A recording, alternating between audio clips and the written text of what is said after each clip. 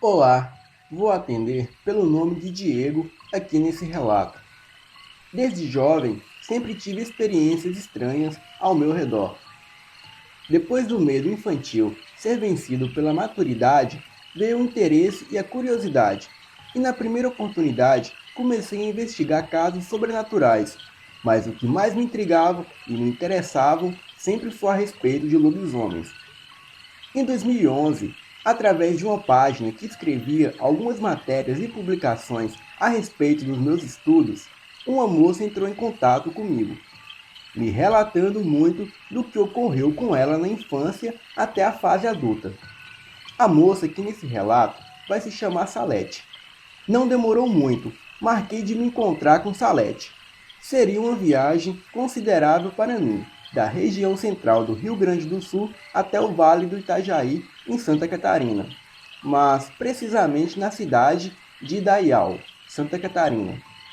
O encontro foi marcado em um hotel central da cidade, que é a poucos minutos de carro de Blumenau. Porém, haviam muitas condições a ser cumpridas por mim para tal encontro a pedido da Salete. Segundo ela era uma licântropa, mas ela não chamava assim. Ela chamava de Canis. E não estava só.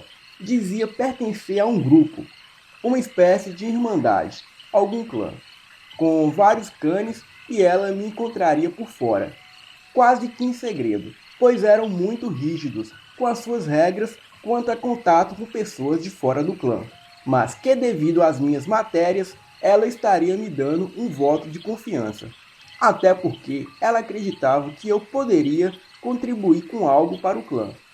Bom, hora marcada, o horário até o máximo que eu poderia andar na rua foi estabelecido por ela. O horário da minha partida também. Ela sempre enfatizava, nem um minuto antes, nem um minuto depois. Cheguei à cidade, peguei um táxi e fui para o hotel. E lá aguardei. Ela chegou rigidamente no horário, e já na chegada notei algo estranho. Era uma mulher pequena, de 1,65 de altura no máximo. Pesava de uns 55 a 60 quilos, mas inspirava muita imponência. Aliás, eu estava sozinho todo o tempo. Fiz tudo sozinho por minha conta e risco. Na época, não tinha muito a perder não, mas enfim. Fomos para o meu quarto no hotel, onde sentamos e começamos a conversar. Logo no início da conversa, percebi que ela parecia meio entorpecida e já foi me explicando que ela estava passando por uma fase de adaptação, pois recentemente havia descoberto seu lado canis e havia injetado em si mesma uma dose de morfina para controlar os seus impulsos.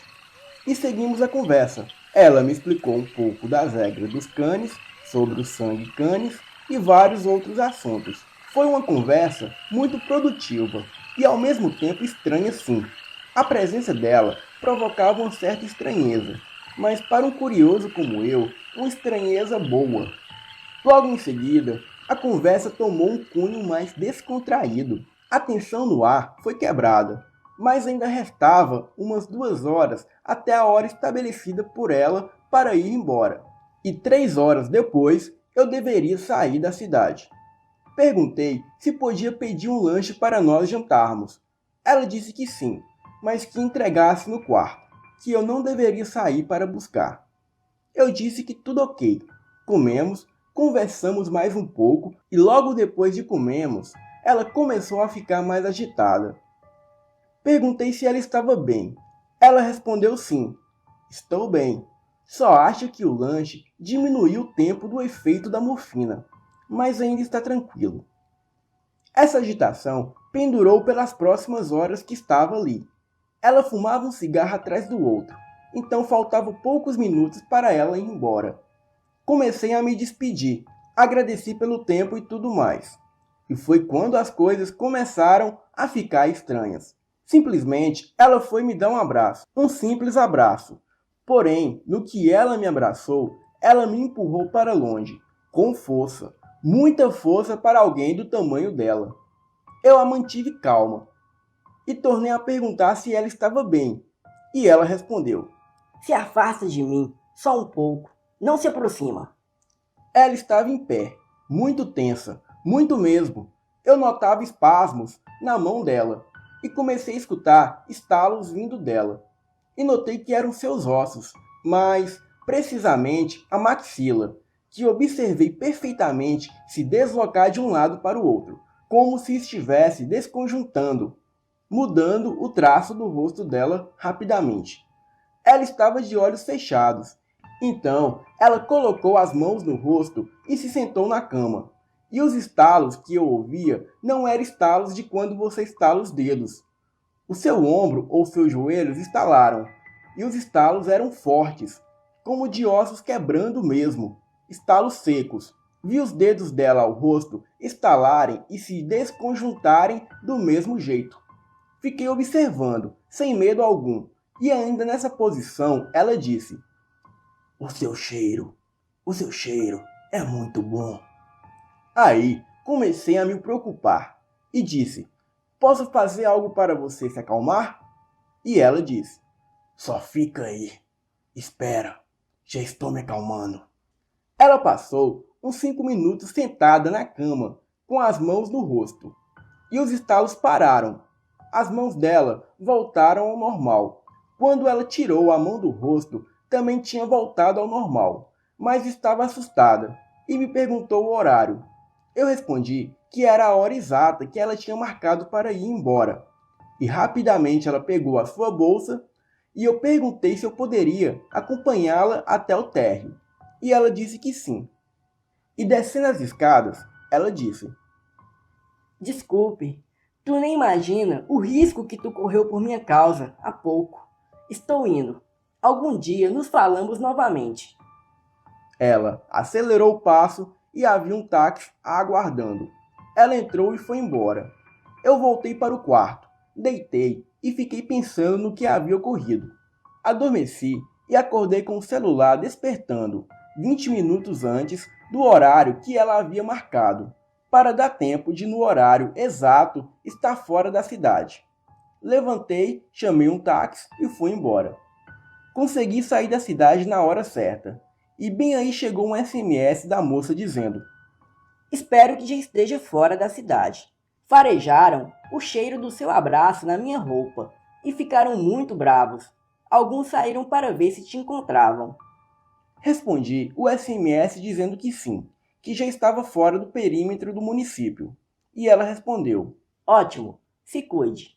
Até um outro dia. a experiência foi tão intensa que eu preferi não divulgar em nenhum lugar.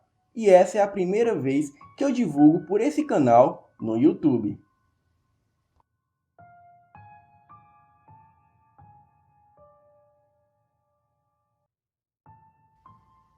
Olá novamente, me chamo Diego.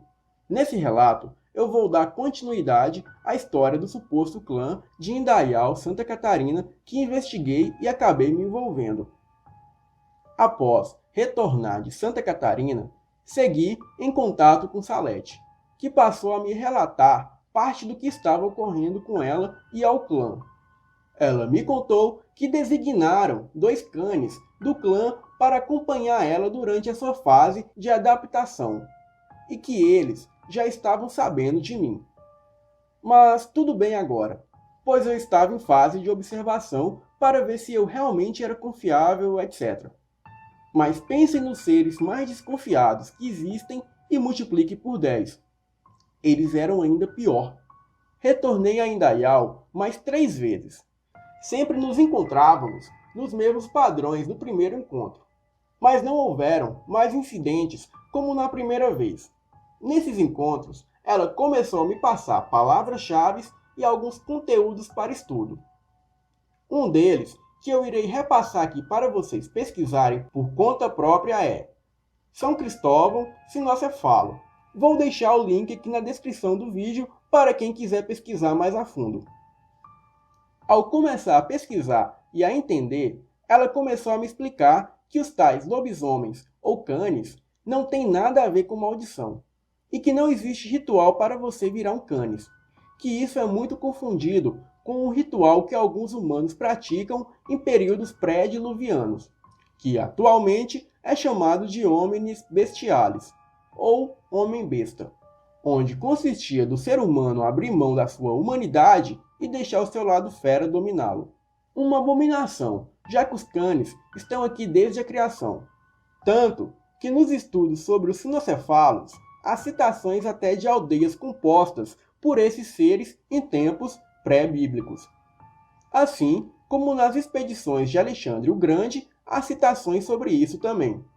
Bastante estudo foi necessário para acompanhar o que Salete me passava, mas me preocupava o que ela relatava que estava ocorrendo dentro do clã, a respeito de algumas mortes e um comportamento estranho do seu tio Antônio. Ele era líder e coordenador do clã que tinha sede na divisa da cidade de Indaial com Timbu, na área rural. Ela me contava as atitudes de Antônio, e logo eu comecei a questionar, mas ela sempre se irritava quando eu dizia que as atitudes dele eram duvidosas. Todos do clã, pelo que ela me disse, o obedeciam às cegas e não aceitava que o desobedecessem. Então ali eu já vi que não teria como eu ter boas relações com eles. Mas fui conversando e então começaram a surgir problemas graves por lá. Um deles foi com a filha de Salete, que chamarei de Elisa. Ela ainda era uma criança.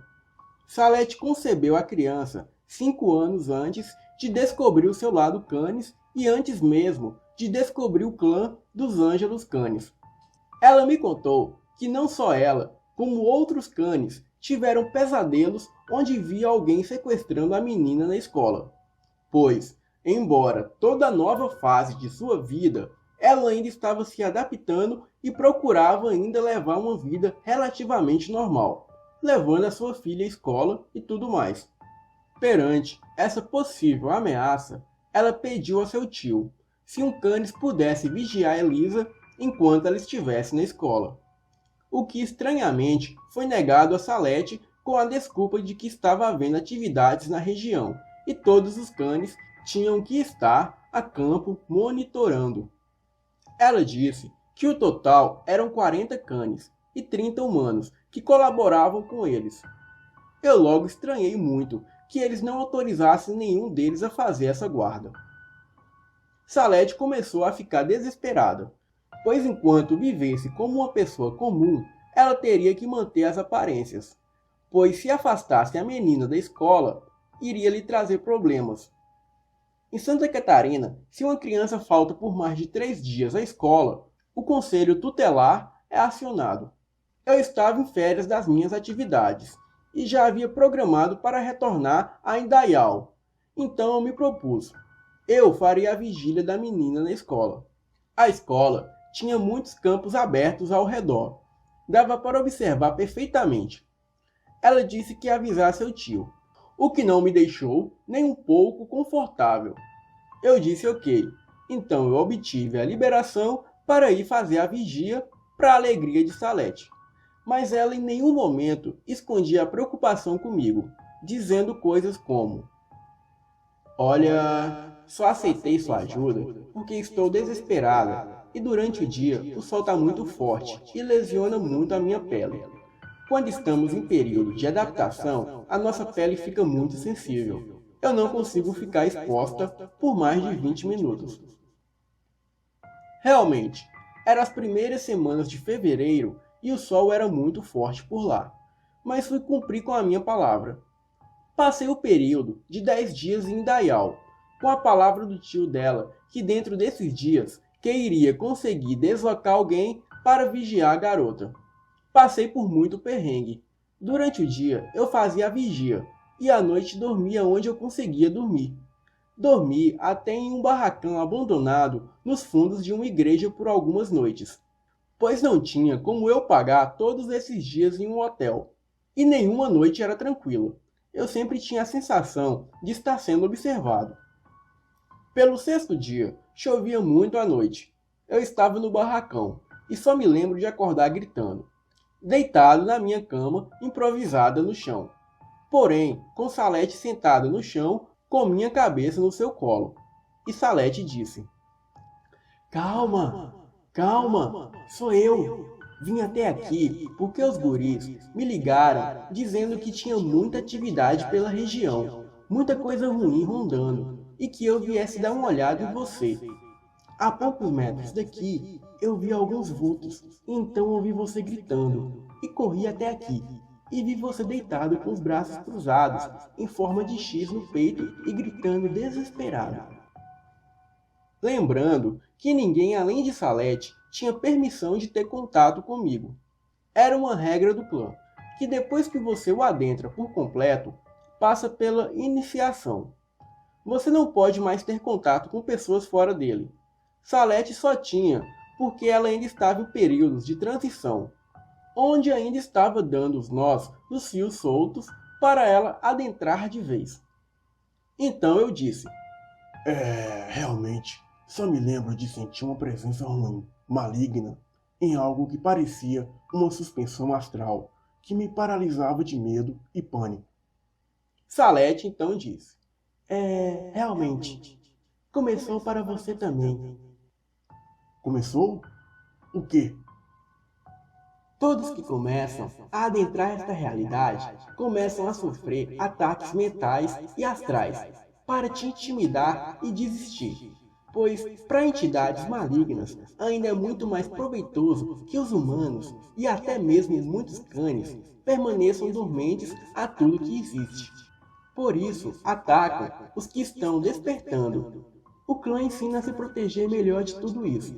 Você ainda vai sofrer mais ataques, mas vou te ensinar a se proteger desde já. Depois dela contar isso, lembrei dos inúmeros ataques astrais que sofria na infância. Eu sei que aqui não é lugar para relatar isso, mas muita coisa fez sentido. E então Salete disse, me deram permissão de deixar você dormir na minha casa os próximos 3 dias, quando acaba a sua estadia. Então eu topei, é claro. Já estava com dor nas costas do chão duro. Mas como sempre tinha as condições e as regras do clã, eu tinha que entrar na casa até no máximo meia-noite e sair de lá antes do sol nascer. Então assim foi feito. Mas nem por isso as coisas ficaram mais calmas. Durante o dia seguinte, foi tudo bem pela escola. Toda movimentação estranha eu reportava. Na penúltima noite, há pouco havia deitado para dormir. Eram quase 1 da manhã. No quarto que eu estava, havia uma janela de madeira. E foi quando ouvi um dos sons mais assustadores que já presenciei na minha vida. Eram 2 rosnados altos, mas não era de cães de jeito nenhum. Eram bem mais altos e mais ferozes. E vinham de pontos mais altos. Aquilo era o som de um confronto. Eu ouvia pancadas secas que parecia quando um cavalo atingia outro em cheio com um coice. Eu pulei da cama, fiquei de pé, e a única defesa que eu tinha era uma faca longa de 30 centímetros com cabo de prata. Mas em seguida eu ouvi o ruído ir se afastando, e então Salete adentra o quarto dizendo, fica calmo, os guris me mandaram mensagem que tinha um canis invasor rondando a região, e o seguiram até aqui perto da casa. Pelo visto, ele ia tentar adentrar pela janela do seu quarto, mas o meu amigo o pegou. Levei alguns segundos para assimilar tudo o que tinha acontecido em um espaço de 40 segundos. E, bom, o sono já era, né? No outro dia, acordei e fui para a vigia. E depois do meio-dia, fui comprar as minhas passagens de retorno para o Rio Grande do Sul. Eu estava muito exausto, noites mal dormidas, comia pouco e fazia muito calor. A boa notícia é que um jovem do clã ia poder vigiar a menina. Então eu fui embora mais tranquilo. Salete me agradeceu 1000 vezes, e eu a agradeci pela quantidade de informação e matéria para o estudo que ela havia me passado. Mas ainda caí na besteira de dizer a ela para ficar de olho no tio dela. A minha intuição dificilmente falha, e ela não ficou muito contente, mas me desejou boa viagem, e disse que manteríamos o contato. E assim, retornei para o Rio Grande do Sul, com mais experiências e conteúdo sobre os canis. Continua.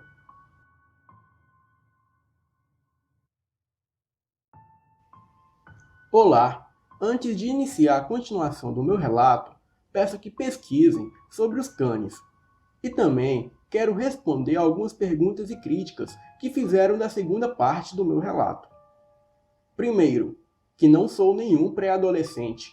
Tenho 26 anos, trabalho, faço faculdade, sou casado e pai de família. Tudo que ocorreu nesse relato foi quando eu tinha de 19 a 20 anos. Segundo, estou relatando o que vi e o que me foi dito. Não tem como usar parâmetros de filme ou série para dizer se é ou não é de fato.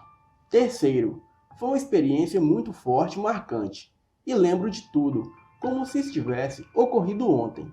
Cada detalhezinho, até os dias atuais. E ainda tenho pesadelos. Vamos à terceira parte e encerro por aqui.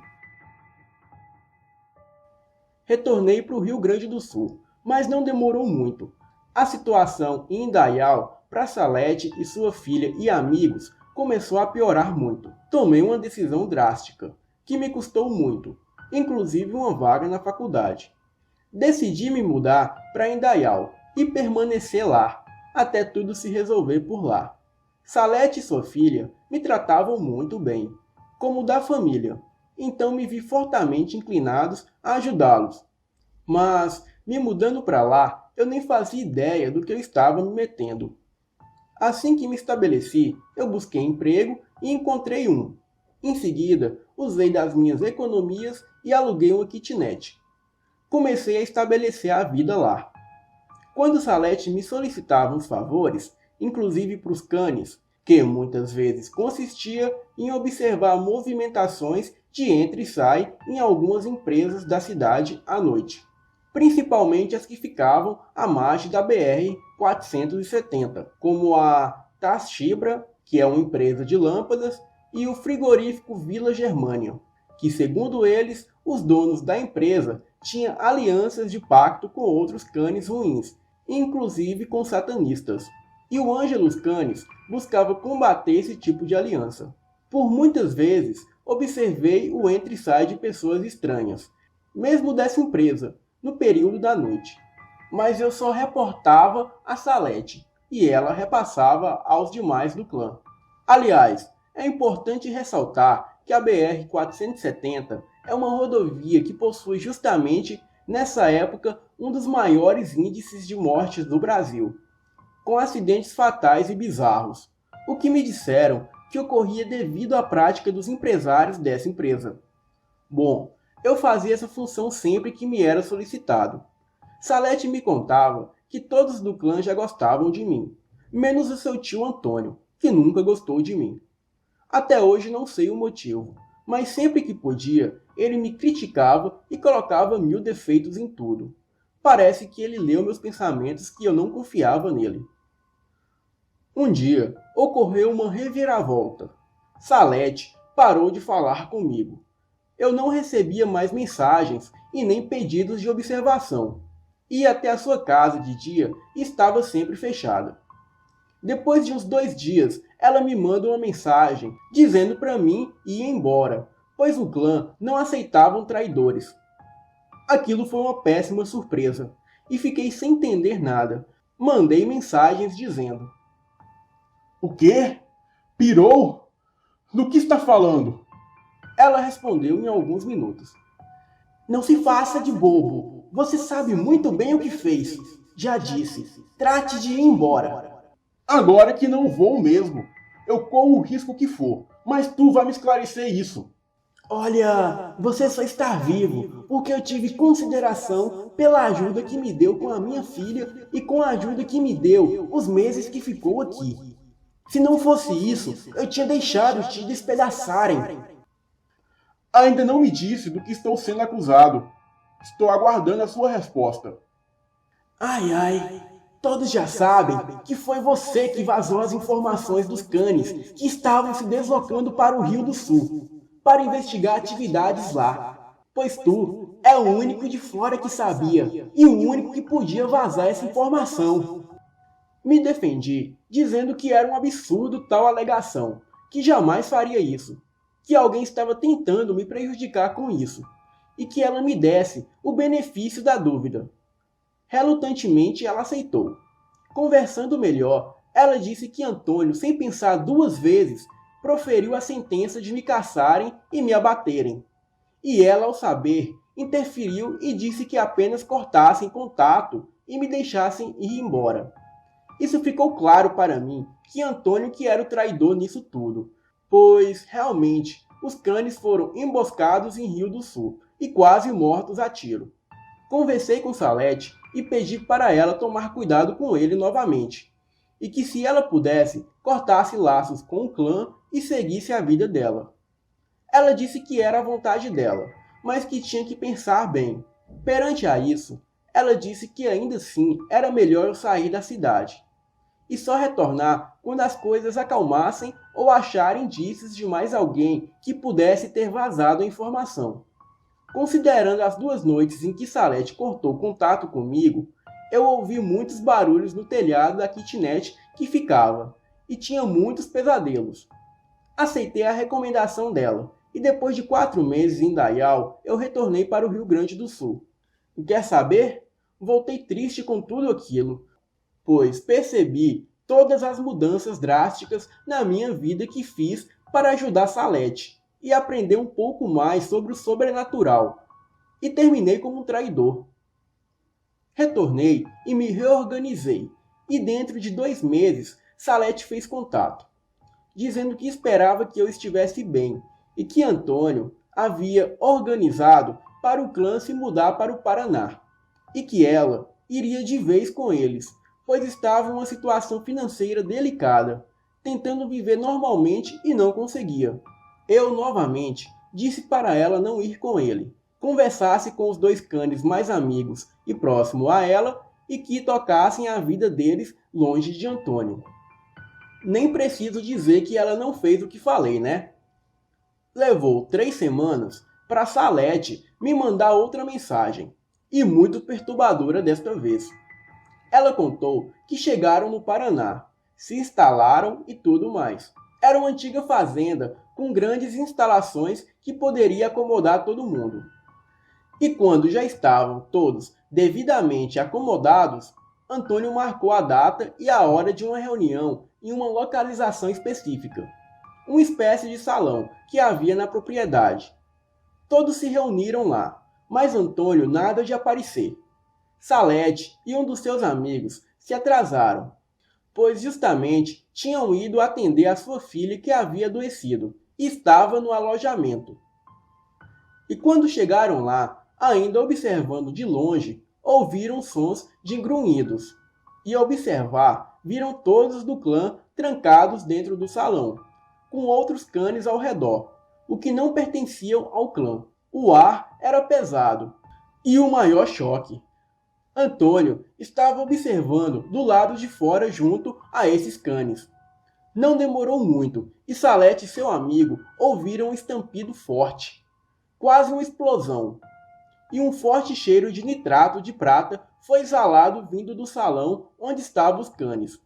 Não havia dúvidas, todos foram traídos por Antônio. Ele havia vazado a informação da operação no Rio do Sul e me culpado para despistar o clã. Salete conta que correram o máximo que puderam, buscaram a sua filha e saíram sem rumo, pois perderam tudo que tinham, e recorreu a mim, pedindo ajuda. Ela me ligou. O meu contato era o único que ela havia salvo em seu celular, mas logo ela iria jogar o celular fora, pois ela tinha certeza que Antônio poderia rastrear o aparelho. Ela me pediu um favor, se tinha como eu depositar em sua conta o valor de 2 passagens de ônibus do Paraná para Salvador, onde ela tinha conhecidos que poderia a amparar, pois ela não podia mais viajar em forma canis à noite, pois ela sabia que estava sendo caçada. Consegui o valor de 2 passagens e depositei como pedido. Ela confirmou e disse que quando chegasse em Salvador ia dar um jeito de me contatar. Levou uns 20 dias, até que um número oculto ligou para o meu celular. Era ela, dizendo que havia chegado e já estava buscando maneiras de restabelecer a vida, mas até ter certeza que não a caçavam mais, e queria se mudar constantemente de cidade e estado. Ela me agradeceu profundamente pelo auxílio que dei a ela, e novamente me pediu desculpas por ter duvidado de mim. E desde então eu não tenho mais notícia deles. Se passaram 5 anos desde tudo isso, e não houve mais contato. Eu rezo que ela e a sua filha estejam bem. Fiz tudo o que pude. Eu só contei tudo isso, pois o clã não existe mais, e alterei todos os nomes. Nenhum nome citado são os verdadeiros. Não espero que acreditem, mas o que eu gostaria de passar a vocês é o seguinte: estudem um pouco mais na história, nos livros, nos folclores e menos em filmes, seriados e livros de ficção. Eu citei na segunda parte do relato 2 tópicos que geram muito conteúdo para mais e mais pesquisas e aprofundamento do assunto. Quando chegarem ao ponto sólido e embaçado nos registros históricos, vocês verão o que eu vi. E o que Salete me relatou não é nada de absurdo, e sim completamente possível. Irão descobrir que povoados e tribos foram registrados como sinocefalos, organizados em forma de sociedade, assim como o clã de Salete era. Eu poderia citar muito e muito mais, mas sem uma base se torna quase impossível o compreendimento. Boa noite a todos.